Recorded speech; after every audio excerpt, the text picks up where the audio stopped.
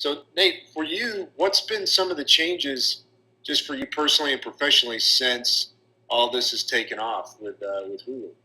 Well, it's interesting because I would say just doing workshop in general, and now briefcase and everything else. I mean, my goal originally with workshop was just to differentiate myself from every other guy, and every other actor out there. Like, how could I separate myself from the pack? And really, workshop did that. Workshop really did help me kind of have something that other people didn't have, and that's like a series of my own. If you look on IMDb, it's listed as a TV series, and I got 19 episodes, and I'm like the top guy on the old cast list there, and executive producer and writer, and all that stuff. And so it really did accomplish that for me. It also gave me confidence to know that I don't have to wait around for other people to put me in things, and that I have some control over my life. Because out here, I mean, the main thing that I've realized is you can't wait around for people to decide that you're right for something.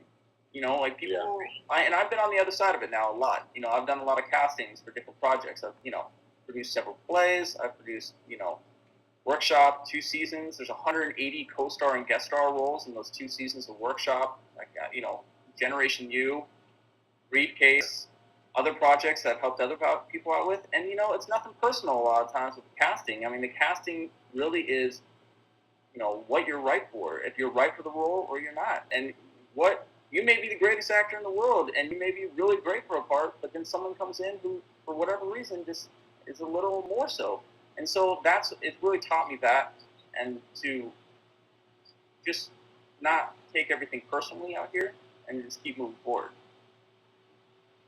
And then the real key, I think that's the biggest take-home message of what you're saying, that just be proactive on your own thing. And that's the hardest thing. I know when I lived in California, it was it's pretty easy to think you're being proactive, like what you were talking about. Like, oh, I've got an agent now, I'm going out on some auditions.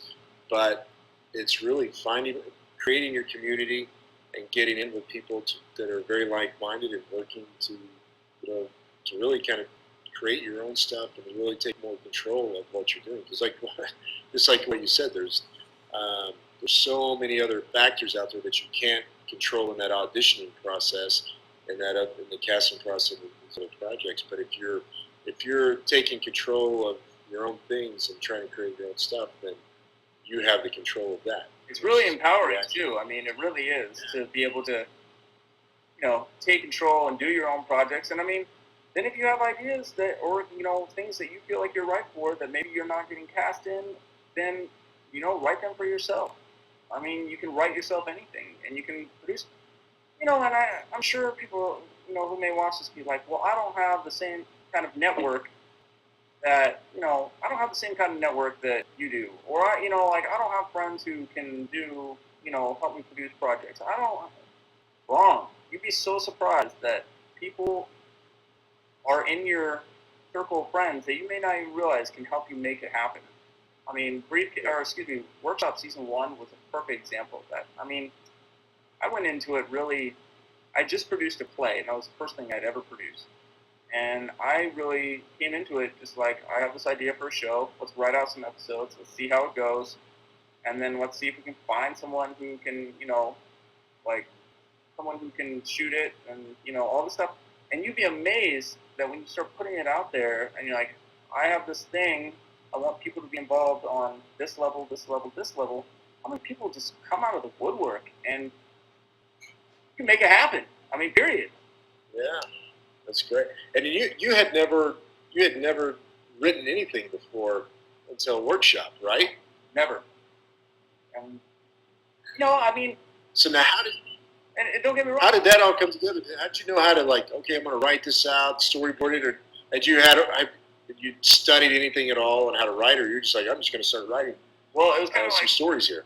When I was a kid growing up, I was super awkward and dorky, and so I used to literally just I had no friends. I used to read nonstop growing up. That's all I did was just read all the time. And so I think that helped in the fact that I had read someone kind of ingrained in my head how stories should maybe happen. I don't know. That's the only thing I can think of. But so Makes sense. When I started writing Workshop Season 1 with Kimberly, we wrote this first episode, and I think the episode was like, 7 minutes long, 7 pages long. Assuming a page is 1 minute long of filming. And it was like the original Workshop Episode 1, Season 1 it starts off with my character has this real long monologue, and then her character has this real long monologue, and then it goes into this like casting director workshop, and that's the end of it. And then we started writing a few more episodes, and we realized, like, as we were writing, we kind of figured out, like, the kind of the pacing of, like, what would be funny for the show, and, it was kind of like learning as we go. And then we went back to that first episode, and like, oh, yeah, it's terrible. And then we completely, rewrote it and wrote it, more like the pacing that we had figured out for the show. And so, but again, it's one of those things that, I think it's funny, as we're writing, I'm like, oh, this is going to be good. But, you don't know until people watch it. And so we did this first season, and we kind of just went all in. We wrote 13 episodes, and how we had set it up was, we had, for each character, we kind of like set it like, who are the archetypes of these characters? Like, who are these people? And,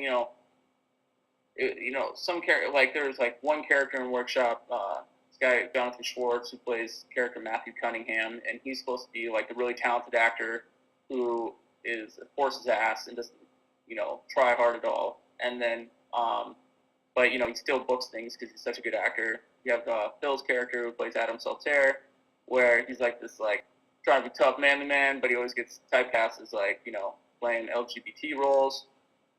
We have my character, who's kind of like the popular guy, like the one that everyone knows and all this, but he's not necessarily like that great of an actor, and so, but he doesn't realize it, and no one's telling him. And then you have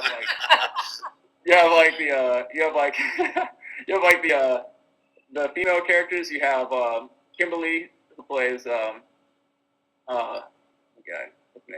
Caitlin Murray, and her character is like the fresh off the boat, like just arrived in Hollywood yesterday and has no idea what's going on, and it's just like, trying not to get like worked at every corner, like. And then you have the two blonde characters who are always competing with each other for roles. They go into the same auditions every time, and they're always competing against each other, but they're also friends, and so, they have that conflict. So we had these like 6 archetypes, and then we wrote out these 13 episodes, like this idea of like, okay, this is where this character's going, this is where, and then we kind of like filled in the blanks as far as like episodes went as we were writing it. Then what I learned from season 1 was I learned so much from when it came out, because then once it came out and people saw it, I got good feedback, I got bad feedback. It wasn't all like, it wasn't like, wow, it was great. Like, even though it got nominated for a bunch of awards, it was also still, some of my friends who were in the biz who were just honest with me and were like, this doesn't work, like, this wasn't funny, this is too slow, this part, on this episode.